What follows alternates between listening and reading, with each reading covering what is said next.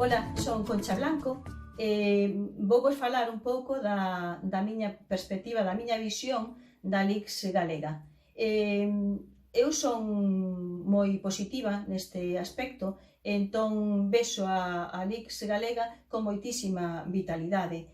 Non é que o diga eu, podémolo contrastar como está o panorama no tocante a escritores de moitísimo renome, tamén os premios que se están acadando a nivel nacional, todo iso pois está redunda en beneficio da importancia da LIS. Que é o que falla? Se é que falla algo, pois falla, pois ao mellor algún apoio máis, porque dadas as circunstancias que vivimos, pois as editoriais son empresas e poden ter problemas á hora de publicar, pero tamén pode fallar que a lectura en galego aínda non estea totalmente valorada.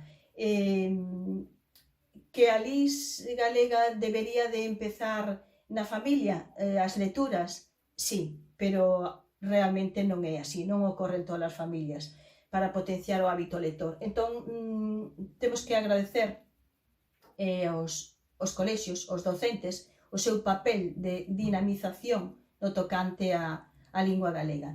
Claro que cando eu empecé a escribir, pois eran moi poucos libros que había en galego e faltaba unha cousa que foi que deu un xiro total e que foi a obrigatoriedade da lingua galega no ensino. E aí foi de pasar, pois, o mellor de 10, 15 libros de publicaronse ao ano, pois ao mellor o ano seguinte 90 e máis.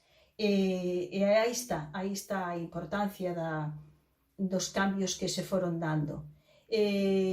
Temos varios premios nacionais de literatura, podíamos empezar por, pois claro, o primeiro foi Paco Martín, logo foi Xavier do Campo, temos tamén a Fina Casal de Rei, Ledicia Costas, Teijeiro, que acaba aínda de ser premiado, seguro que me queda algún máis no tinteiro.